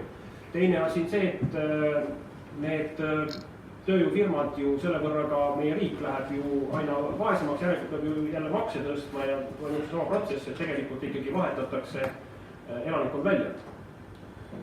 Ma ütlen nõnda, et küsimus, kas ma tahaksin tõmmata piiri peale sellele rendiettevõttele, küsida, kui ma oleksin kuningas, siis ma teeksin seda. Ütlen nii, vastus on, eks ole. Kas mul on need võimalusi, mida, ma tunnistame, et siin valitsuses ei ole isegi erinevad seisukohti. Et need tänased võimalused, mis valitsus on saanud, on ta teinud selle nii-öelda kokku tõmbamiseks. Nüüd küsimus sellest, et ma olen pikalt ka mõelnud sellele, et meil on, ma olin just Leedus, Leedus on sisuliselt, ega tegelikult need vahevöörüügid, kes on Euroopa Liidus nüüd uued liikmesriigid olid, Ida-Euroopast võtame ülevalt alles Balti mere juurest kuni sinna Türgini välja.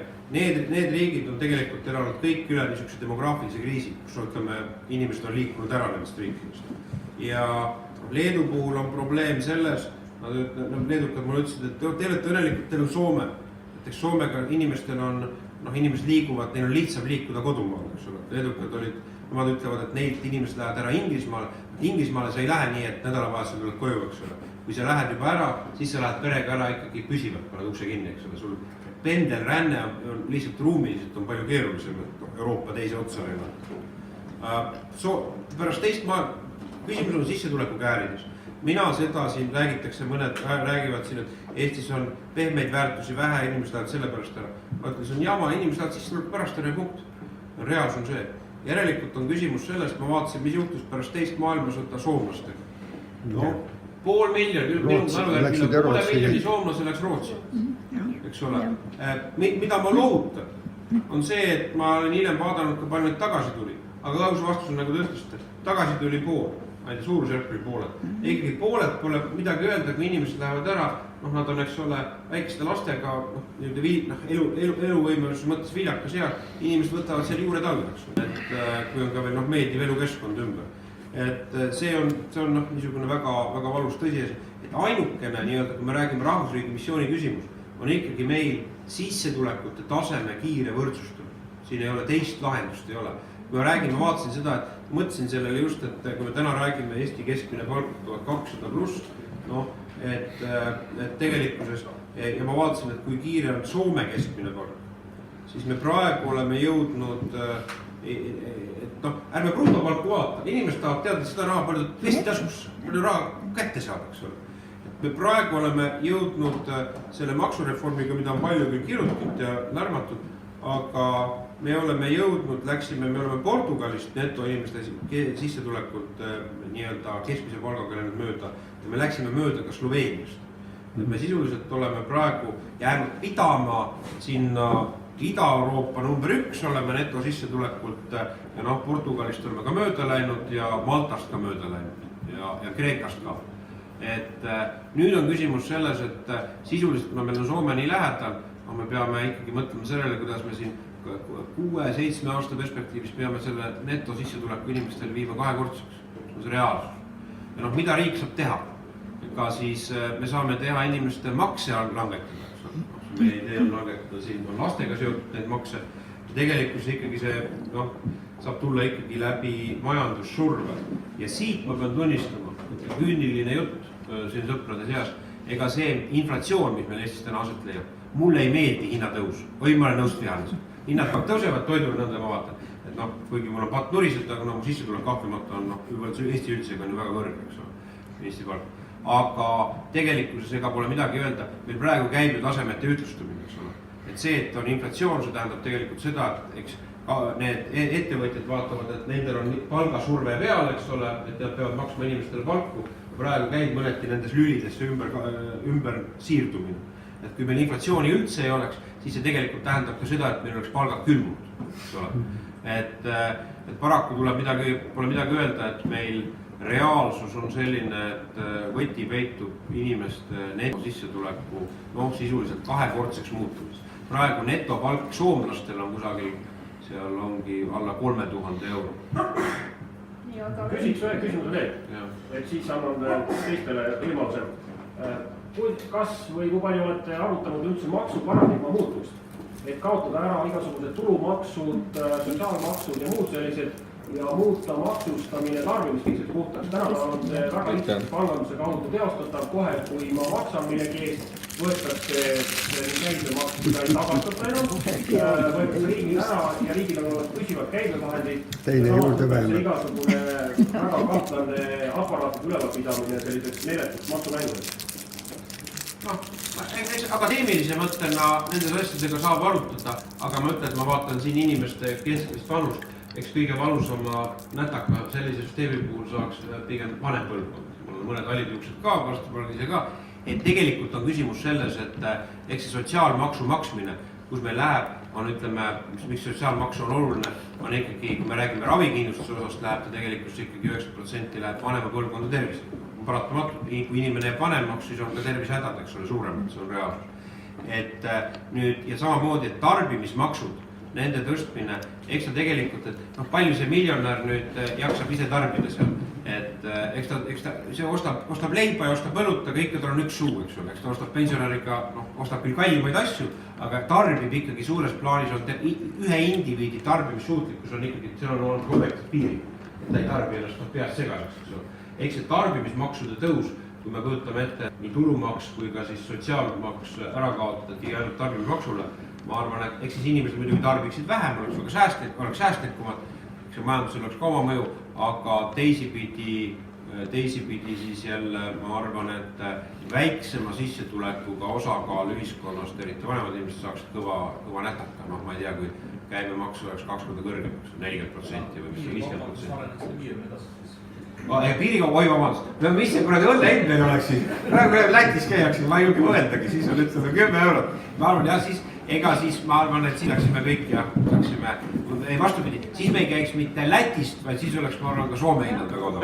Oodake, mul on üks vaata selle töö kohta olen püüdnud küsida, vaadake see tööjõu sissetoomine, et ühesõnaga Nõukogude ajal oli selline ilus linn nagu Loksa ja seal hakati valmistama lihtreid, mis on siis järelveetavad paadid ja need lihtrid viidi siis Kaspia merele ja selleks, et neid lihtreid toodi siis hunnik tööjõudu ja see Loksa ongi siis nagu see laevaremondi tehas ja kõik seal ühesõnaga tehti nõukogude ajal. Praegu on ka ettevõtjad, näiteks ma ütlen konkreetselt, mina olen mikroettevõtja ja varsti ma olen surnud, sellepärast et mina ei ole, ütleme, kui sa oled Eestis, oled eestlane ja kapitali ei ole, sul ei ole välismaal sugulasi, sa ei ole varastada ka osanud, siis sa lihtsalt kõnged ära, sellepärast et välisfirmadel see tööjõu maksta vilistab selle peale, sest et temal ära maksta see tulumaks, kui tal on see, oleks palju suurem kui see tööjõumaks.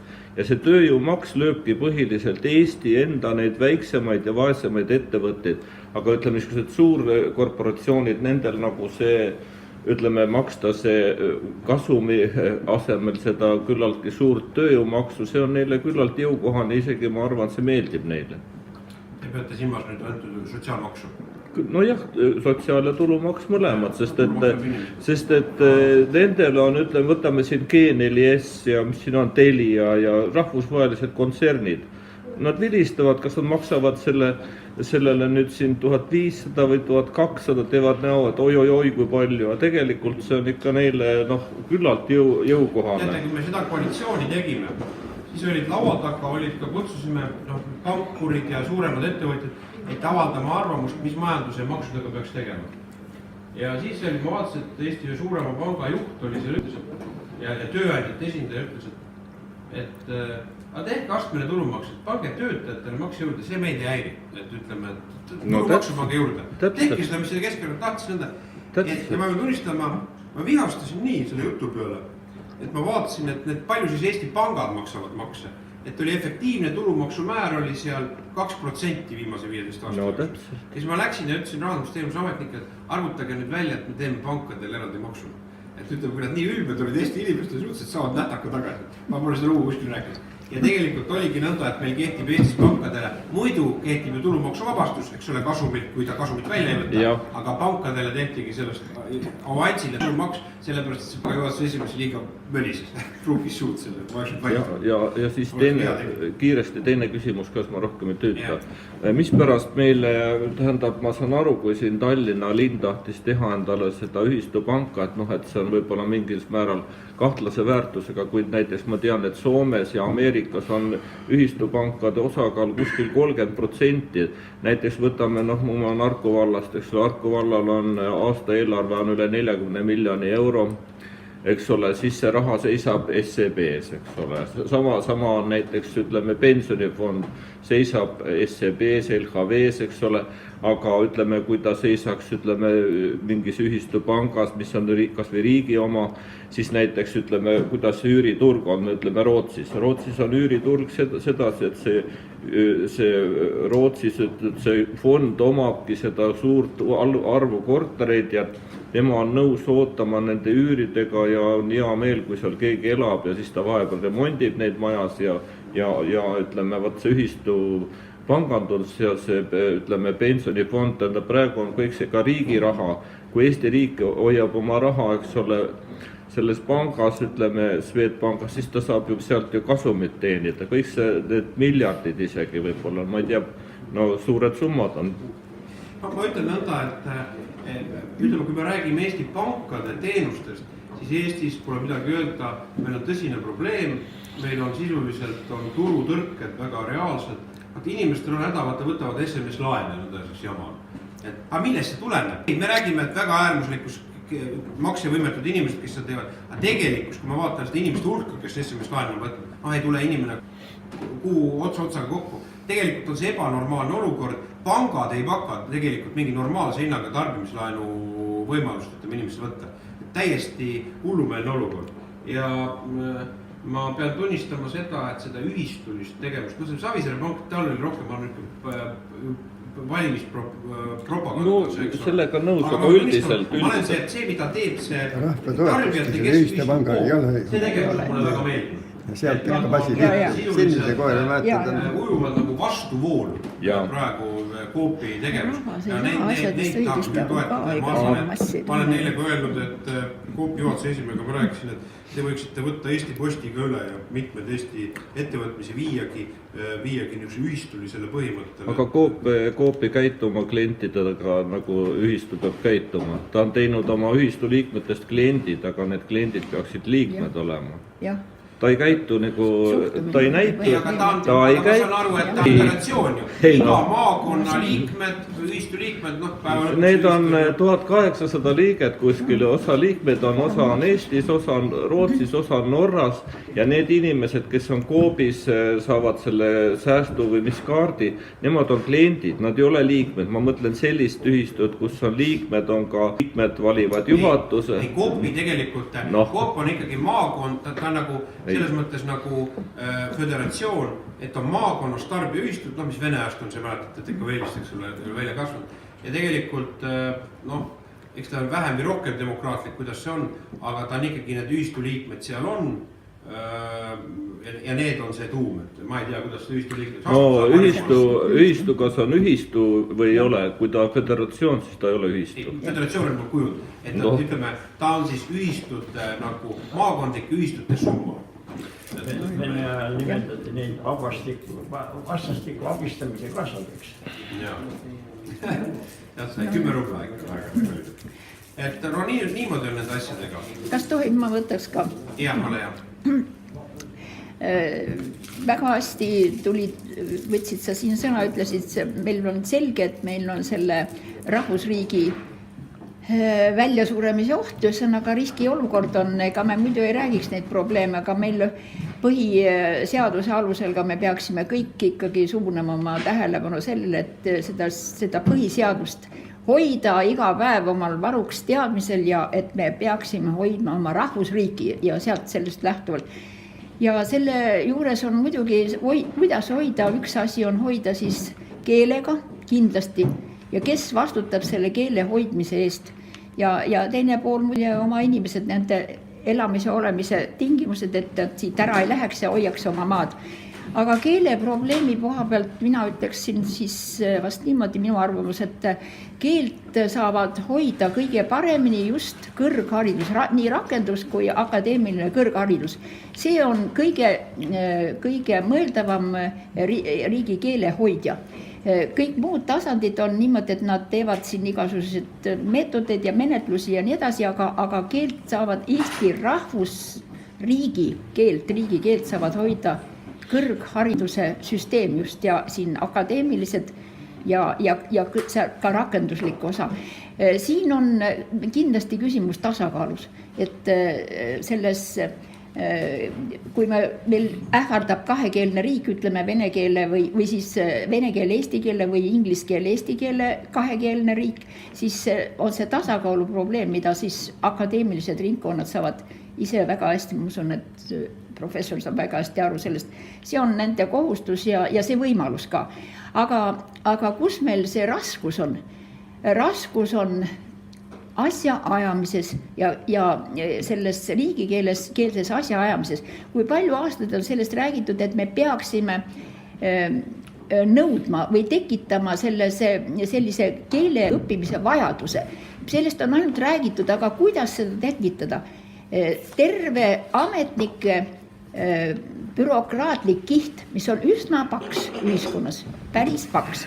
Selle vastu on raske võidelda, aga vaat seal ongi see peitekoht, et kui see ametnikkond on pandud olukorda, et nad peavad täitma seda meie põhiseadust ja neilt nõutakse, et kõik toimimine, asja ajamine on riigikeeles ja kui need riigikeeles need asjad ei toimi, ükskõik kas nad on siis e-riigi või mis tahes võtetega siin või paberi peal, kui need jälle pakutavad tooted siis eesti keeles ei vasta tõuetele, tuleb tagasi saata. Tähendab seda, et uuesti teha nii kaua, kuni tehakse see korrektselt.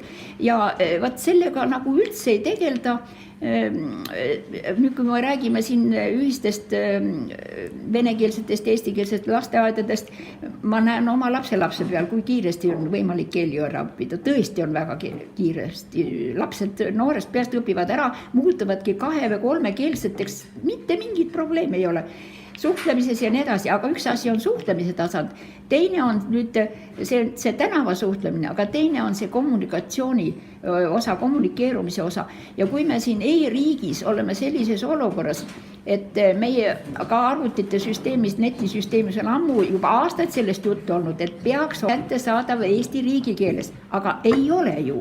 Tehniliselt on ju valitsev inglise keel ja minnakse, see on koolides, see on igal pool, sellega jällegi ei tegelda, aga see võtab jälle selle ühiskonna selle keskmise kihi, kes sellega tegelevad, seal on ametnikud jälle ja nüüd nad valivad mugavusest. Ikkagi inimene on ju laiskloom, valivad selle samase, mis neil on pakutud inglise keele ja nad ei pingutagi eesti keele peale üle minema. Keegi ei tegelegi sellega, et kas tõlkeprobleemi või valmistada neid tehnoloogilisi asju, kõik nii edasi eesti keeles. Tähendab, nõudlust ei ole. Ja siis me räägime, et ei õpita ära. Kui ei ole isiklikku huvi, niisugust ütleme haritud inimese normaalset huvi, et ta läheb teise riiki elama ja ta lihtsalt tahab osata selle rahvaga rääkida selle keeles, siis tal on vaja tekitada see asjaajamise vajadus. Ja seda asjaajamise vajadust meil ei ole tekitatud ja ma tahaksin juhtida tähelepanu, et võib-olla Isamaa Liit võtakski sellest seisukohast, et rõhk asetada selle keele, selle riigikeele vajadusele. Mitte niivõrd, et kuidas seda kasutatakse ja igasugused, aga sundida ja kontrollida, et see asjaajamise süsteem, see on väga raske ja see on samm-sammult pikaajaliselt, me oleme väga palju aega maha maganud. Selle tõttu on raskemaks läinud, aga me ei tohiks taganeda, sest vastasel korral me lihtsalt hävitame meie riigi hoidmise selle keele küsimuse. Ja siis, mis ma tahtsin veel ütelda, vaatasin programme, mulle torkas silma ja kui siin jutt oli ka nendest väikeettevõtetest edasi, siis niisugune rubriik nagu majanduses ehitus. Programmis, meie Isamaa programmis ehitusele küll pole peaaegu üldse tähelepanu pööratud igasuguste muudele asjadele, aga see on üks majandussfääris meil väga oluline, sest meil, kui me teame, et meie põhiline ressurss, meie riigis loodusressurss on vähe, on ikkagi inimressurss, siis ehituses süsteemis on väga palju kasutusel just seda inimressurssi. Ja siit tulen need palgaprobleemid ja palgakäärid ja see väljaminek ja edasi, sest see massiliselt lähevad ehitajad ära just naaberriikidesse, kus nad on väga tervitatud, odav tööjõud ja nii edasi. Aga meie ei hoia neid ise siin kinni ja siin tulevad ehitussüsteemis on alltööettevõtjad, väikeettevõtted, nende toetamine, rahandus, see on terve ahel. Ja meie selles Isamaa programmis ei ole ehituse peale pööratud tähelepanu, aga kui tuleb nüüd valija küsima, ütleme siin kohtumistel turu ääres või kus tahes, mis sa siis ütled? Ehitajal ei olegi, esiteks on palgad on väiksed, tehnoloogiad, asjad, keegi ei tegele nagu sellega, suurettevõtjad, sinna ligi ei pääse, seal suurettevõtjad, seal on korruptsioonid muidugi ka, me teame seda, aga seda majanduse osa meil nagu Isamaa Liit ei pööra tähelepanu, kus on tema käsi siin. Et see on üks niisugune asi, mis ma programmi vaadates mind hakkas täiesti häirima see asi.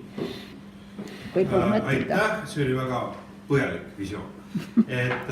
Ma tahan öelda seda, et mis oli just osutused väikeettevõtjad, ehitajad, alltöövõtjad, mis tegelikult ongi ju põhituum ehitusvaldkonnas. Me võtsime vastu eraldi seadus Isamaa survel, mis näeb ette seda, et tegelikkuses on väga palju juhtumeid, kus need nii-öelda alltöövõtjatele asetatakse nagu orjapositsiooni ja peatöövõtja pressib, jätab neile maksmata. Et tegelikkuses me andsime neile juurde siis tegelikkuses täiendava garantii, et tellijad saavad otse alltöövõtjad nõuda, et seal oli omaette skeemi Soomest me kopeerisime seda. Et ma arvan, et see sinu mõttega ongi ilus tõmmata meil täna otsad kokku. Ma tahan öelda kõigile suur tänu valimiskoovikusse tulemast. Mis on hea uudis, on see, et see ei ole mitte viimane valimiskoovik, mis ole keegi külastage, tehke õiglased valikud, valige keegi teiste parteide koovikutes, mõelge. Ja ma arvan, et väga tähtis on see, et inimesed valiksid südamed, langetaksid need valikud, see on hästi oluline. Ja ega mul muud mõelda ei olegi, et ma soovin teile, et hoidke tervist ja kõige tähtsam. Ei kuku libedaga ja viirushaigustest hoidke. kurb on see, et me praegu